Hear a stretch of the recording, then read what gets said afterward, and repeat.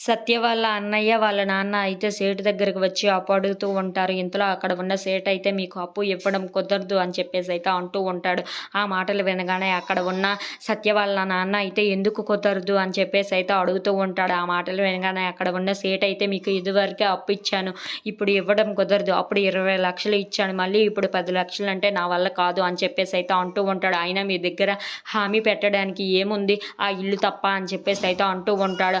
ఆ ఇల్లు అయినా ఇప్పుడు సరిపోదు మీకు ఆ 10,00,000 ఇవ్వడానికి అని చెప్పేసి అయితే అంటూ ఉంటారు. ఆ మాటలు వినగానే అక్కడ ఉన్న వాళ్ళ అన్నయ్య అయితే ఎందుకు కుదరదు అని చెప్పేసి అయితే అడుగుతూ ఉంటాడు. అవును, ఆ ఇల్లు అమ్మితేనే మీ అప్పు కుదురుతుందే తప్ప మామూలుగా అయితే కుదరదు అని చెప్పేసి అయితే అంటూ ఉంటాడు. ఆ మాటలకు అక్కడ ఉన్న వాళ్ళ నాన్న అయితే సరే ఇల్లు అమ్మేద్దామని చెప్పేసి ఏదో డిసైడ్ అయ్యి ఇంటికి వచ్చి చెప్తూ ఉంటాడు. ఆ మాటలు వినగానే అక్కడ ఉన్న సత్య వాళ్ళ చెల్లి అయితే సత్య దగ్గరికి వచ్చి అక్క మా నాన్న ఇల్లు అమ్మేస్తున్నారక్క అని చెప్పేసి అయితే అంటూ ఉంటుంది. ఆ మాటలు వినగానే అక్కడ ఉన్న సత్య అయితే ఒక్కసారిగా షాక్ అయిపోయి వాళ్ళ చెల్లి వైపు అయితే చూస్తూ ఉండిపోతుంది. ఇంతలో అక్కడ ఉన్న క్రిష్ అయితే ఏంటి ఎందుకు ఇలా మాట్లాడుతుంది అని చెప్పేసి అయితే అనుకుంటూ ఉంటాడు. ఇంతలో అక్కడ ఉన్న సత్య అయితే ఎందుకు ఇల్లు అమ్మేస్తున్నాడు నాన్న అని చెప్పేసి అయితే అడుగుతూ ఉంటుంది. ఆ మాటలకు అక్కడ ఉన్న సత్య వాళ్ళ చెల్లి అయితే ఇంకా ఖాళీ మన కుటుంబాన్ని ఇబ్బంది పెడుతూనే ఉన్నాడక్క.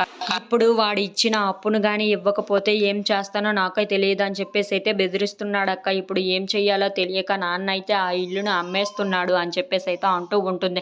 ఆ మాటలు వినగానే అక్కడ ఉన్న క్రిష్కి అయితే చాలా కోపం వచ్చి వాడి సంగతి నేను చూసుకుంటానని చెప్పేసి అయితే అక్కడి నుండి వెళ్ళిపోతూ ఉంటాడు.